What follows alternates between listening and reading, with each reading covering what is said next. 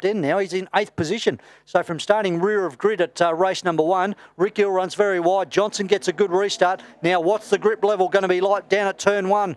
The oil flags and debris flags are still out as they all go for a very narrow racing line because the oil's on the outside of the circuit. The one who's lost out to that is Rick Gill, who's got Michael Howlett underneath him. Yeah, Rick Gill took a very wide line into that corner and he definitely started to skate on the oil, and lucky that he didn't end up in the sand trap like the 5 guys before him, but he did manage to keep it all together. Lost a position though. Actually, he's in trouble, Rick Gill, because he's running wide again and slowing down.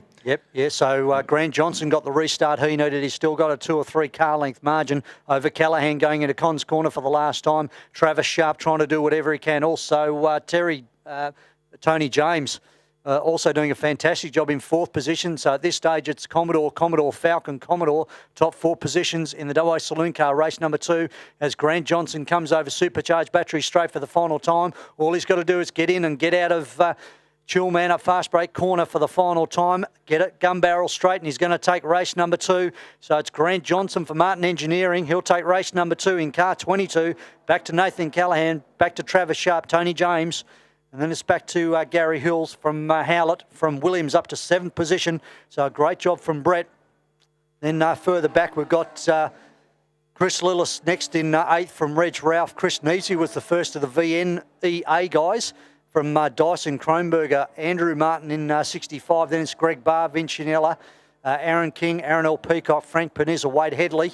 And then it's Hanlon in one of the other Tyre Pro Motorsport EA Falcons. From Rodney Craig, Mark Jolly having a run in the mixed Giorio car this time. Back to Dan Stevens, Gardner, back to Chafee, Michaelides, Frost, Murphy, McCulloch, Jones, McGilvray, McCulloch, Gill, Pivanini and Panizza. Cars now rolling out on the circuit for race number 3. Final event of the weekend for the WA Saloon Car Series. The money race, Rob, here we go. Let's see what this one brings us. Well, of course, we've got one apiece at the moment. We had Nathan Callaghan win the very first event at the start of yesterday, and Grant Johnson picking up yesterday afternoon's event, both in Commodores, of course. I'm assured that Travis Sharp is going to be trying to make at least one of these events go towards the Blue Oval, so we'll be very interested to see whether or not he can get his car starting from 3rd position on the grid, number 23, Orange and White Falcon, up into the top position in this event. Yeah, he's certainly been the man on the charge, hasn't he? Qualified, I think, towards the back of the top 10, but he's made his way through into 3rd position. Just a couple of housekeeping from the previous race. Actually, Wade Headley, I just saw him before. Fortunately, he's done a motor, so he's out of this one. So that's going to elevate one of the reserve drivers onto this field. And also, David Trice, actually his gear lever came off in his hand when he was trying to recatch up the field under safety car, and because he actually benefited from all the cars that had come off in turn 1. So feel sorry for Dave, a bit of a shame. Hey, we've got a guest up here. Yes. What are you doing up here? I got lost. Did you? Awesome. Mate, I'm a huge saloon car fan. Oh, of course you are. Wade Ornger has joined us in the house, so get ready for this one. Strap yourselves in, and we're going to go nasty. Well, like I said yesterday, but for people who are fans of the Ute Series, and why wouldn't you be, but people who are fans of the Ute Series, these are like sedans and 6 cylinders, but other than that, they are very similar to the Utes in that they do similar lap times. They are a Ford and Holden competition, and I tell you what, this is their last race of the weekend, so you watch some fireworks happen out there for the saloon cars in this event. And so many of these guys have gone on to be very impressive on debut in the V8 Ute Series, including the blokes on the front row. Some bloke named Johnson, fairly handy kind of a racer in that Martin Engineering car. Nathan Callaghan right alongside him. Travis Sharp has done time with us as well. A couple of Speedway guys. Cole Tremere in the field as well, one of the legends of speed car racing. Back in the day, I'm such a big fan right across Australia. Chris Walton came out of Saloon Cars, of course. Another guy that's extremely handy behind the wheel. Don't forget to like these guys on Facebook before 6 p.m. today as well. You can win a hot lap in a Ford or a Holden saloon car around Barbagallo. Facebook.com, WA Saloon Cars. You can buy a car for around 10 grand, or you can spend as much as 25 if you want to. But these are a fantastic budget class. Where you can really get your rocks off. Yeah, Greg Dyson, car number 48, the orange and silver EA Falcon currently on the market. I think about $9.5 grand, or he's open flops, I believe. Good dollars. Cheap dollars to go racing. So Greg, he's actually he's the second of the EAVN brigade. Chris Chucky Neevesy, he's actually the first, car number 5, lined up alongside Reg Ralph. The man on the move this weekend is Reg Ralph. What a great racing name that is. It's like a NASCAR name. Here's Reg Ralph. He's going to drive that car right to the front. You can bet on it. Yeah, Brett Williams in the response medical as we get underway. What a start from Callaghan. Callaghan's already got half a car length, almost a car length. He's going to move over in front of Johnson, who's made a pretty poor start. Up Where's Hills going? On the grass is where he's going. To the front or to the wrecker. It's wreckers or checkers for them at the moment. What a great start from Callaghan. Very unlike Grant to bog down the start like that. Yeah, I was going to say 3 or 4 car lengths already up into the v8race.com. Look at the field. Yeah, so we've got Hills making the kamikaze move underneath Tony James there into the first corner, and he's made his way up into 4th position as the cars stream up through the S's there, making their way over the top of the hill. And what a magnificent field of saloon cars here at Barbagallo Raceway for the 3rd race of the weekend for these guys. Yeah, cars to look out for in this one. You've got Dion Panizza starting off the back, who was involved in lap 1 or in turn 1 yesterday. Also P. Vanini, also Revs Mosky, also Colin Tremere. Of course, would you believe it was actually Jason Tremere who took his old man out because it was his oil that he landed on. We got Kronberger off the track at turn 6. Sorry, hopefully that won't cause any safety car issues. I think he should be able to get out of there, but he's made a clean set of heels as Nathan Callaghan as they pull onto the straight for the first time. Look at the car speed and sideways off the turn just then. I love these cars. What a great way to get your kicks. There is Gemmasini on the inside, that Morpheval garage entry. Up the inside is looking for 4th. Can he make it stick? Oh, jeez. Fair bump. Play on. Away we go. Very good racing. Whoa! We've got a big issue. Rick Gill into the fence on the inside of the circuit, and we've got McPherson. Safety car boards that came out, and everybody jumped on the anchors. Unfortunately, Michaelides, sorry. And Rick Gill didn't see it. Rick Gill was going for the gangbuster move down the inside and drilled Michaelides. Great drive job on Michaelides. How he didn't go into the outside wall is beyond me. And also Rick Gill, how he didn't keep it off the inside wall. Send the invoice to the new chill sign to Rick Gill Honda. Yep. Isn't it in Osborne Park, Main Street, or Hector Street, somewhere around there? So Rick's unfortunately going to get a bill, I think, for that sign that is now smashed into a million different bits. Yeah. Rick Gill's another guy that has transferred into V8 Ute Series and done such a good job. When you think about it, V8 Utes are fundamentally a 2-door saloon car. Yeah. So that it makes sense that the guys... I was talking to Clint Harvey yesterday. There's another guy that has spent a very short time in our series, but actually had a run at Bathurst in a V8 Ute in the Cat car back in the day. Yep. There's a replay of that incident you were talking about earlier. Robert Kronberger, and he's had a spin and ended up just managing to bog himself on the edge. Here's the replay of what happens with Gill here on the main straight. Whoa! Boom! And he did a good job to keep it off the wall, the Interquip car. That's his first drive too, so yeah, very good driving there by Michaelides to definitely keep it off the outside wall. And I think, in fact, from everybody who was behind as well, because they got on the anchors pretty quickly to avoid 2 cars which were spearing in every direction in front of them. Yeah, when you're 3 wide, I mean, you're focusing on the guy in front of you, you're not focusing on the flag point, and that's exactly what's happened there. Fortunately, Rick had some dramas yesterday. I didn't manage to catch up with him in terms of what actually happened with his AU Falcon. But again, he's normally right up the pointy end. He should have been actually up behind Travis Sharp or in within Greg Hills. Greg Hills has been suffering a very, very oversteery car all weekend for Hills haulage. And he's still carrying it, but he's still in 4th position. So even with the oversteer situation, he's still managing to keep up with the top 4. He made a really aggressive move on the opening lap into turn 1, and that certainly paid into his advantage. But Michaelides, very impressed with him. He saw the safety car sign before our current current state champion did, and he's in his very first race meeting with this vehicle this weekend. So well done to Adam Michaelides. He's younger than Rick, isn't he? 99% of the people at this venue are. Or we'll leave that one to you. I know, he's a pretty fit old bugger too. He'd probably be able to run me down fairly easy in the pit area. Well, they've dug the Kronberger car out of the sand, so that's a good sign. That sounds like a Formula 1 name to me. Kronberger, you think so? Don't you reckon? Couldn't you hear him say Kronberger in the Williams? No, I reckon it sounds very very Formula 1. I do like that name you trotted out a little bit earlier, though. That was a very cool one.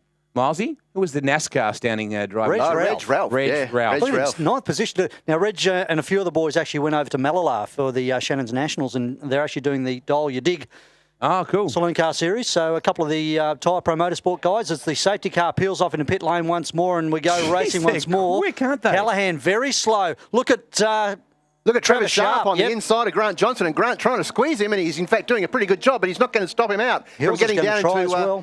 Oh, I tell you what, very close. He won't outdrive Grant there. Grant's just got his nose in front, and there goes Grant into the distance now. But Nathan Callaghan, as he said, a very slow start there for the start of that, and... I was about to say he's lost all of his lead that he had before the safety car came out, but he's very quickly managed to get his pick up his shots and off he goes. Bit of a strategy, holding the field up and then nailing it as he's now got a 3-4 car length lead. It's good that you credit him with a strategy when it might have been he was just asleep. Could have been. But it's good to give him the benefit of the doubt. Sharp, Hills, James Howlett, Williams, Lillis, Ralph, Neefsey, as you said, had a great result yesterday. And Scorio too, one of the sponsors of the series, AAA Windscreens and Tinting, great sponsor of this category. Yeah, just got him on screen now as he ducks under, who is he going under? Chris Neefsey. So he's been sharing the car this weekend with Mark Jolly. Oh, here we go, fellas. Down towards Chill, man up into turn 7 we go. Good little battle for 4th going on here. Hills just ahead. As they come off this turn, nice little run up the inside. Is Panizza related to the legendary Claremont footballer of the same name? I mean, there'd be a billion Panizzas in Perth. But yeah, lots of them. You've got Frank out there as well, and obviously Dion. Oh, Tony James trying very, very hard to pay Hills back for that move at the first corner, but not quite able to get his nose down the inside, and Gary Hills manages to pull away. But as you were saying earlier, Miles, Hills has been a bit sideways all weekend, and that looks like that trait and that car's starting to come back again.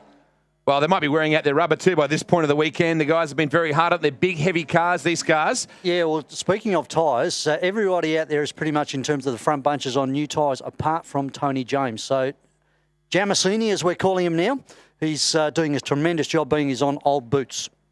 Yeah, well, the guys, this is the action end of the weekend, really, isn't it? If you're good on old rubber, it really does bring out the best in you. 107.23 for Callahan, who's doing a very nice job just ahead of Johnson. I'm still surprised. Grant really bogged down off the line, and as a result is playing catch-up, and that two-car Martin team. Hills looks like he's in trouble. Yeah, he's in trouble coming down the straight, and he's been passed by a couple of cars there, so I wouldn't be at all surprised we don't see that Black Hills car into the pits. Oh, he comes Scorio up the inside the AAA car. What a dive bomb that was into 7. Yep, inside of Reg, but Reg has got the switch back, and it's dragways down to Cat Corner. Dyson sliding the car through Chill Man up fast break corner. Scorio's got the grunt though, hasn't he? The Falcon over the Commodore in a straight line on this occasion. Well, he needs to get up there because at the moment it's only Travis Sharp who's the lone blue oval man, followed by Brett Williams in the response marketing just ahead of Chris Lillis in the Harvey Norman Cachet Homes entry. Michaelides, unfortunately, paying the price, being a lot further back in the field now towards the end of this one after that earlier incident, but everyone keeping a pretty clean copybook at the moment. Callahan, still quickest man. Let's face it, he's got clear racetrack, so you would expect that he would be. Gill is charging back through that order now. You'd have to think that he might have flat spotted those tyres just a wee bit when he jammed on every anchor that he had to try and avoid Michaelides. Yeah, just on the back of Dan Stevens now, so he's up to position 22. So we're past halfway point of this race, and if anything, it looks like Johnson's closing up on the back of Callahan this time, and I don't know if Callahan's in trouble or not, but he's caught up on 2 or 3 car lengths as they come out pretty much line astern onto the pit straight, onto the Coates High straight for the 6th time. I think it's just a case, Rob, that Grant just hates losing. I think more than almost right anybody out there. He's a guy that you would think has grown up racing go-karts and all that sort of stuff, but no, he started his career driving the pace car around this very circuit back in the day, so he doesn't have a very rich motorsport heritage, but he certainly does have a lot of endurance racing, particularly internationally, to his credit as well. 3 wide down the main straightaway here.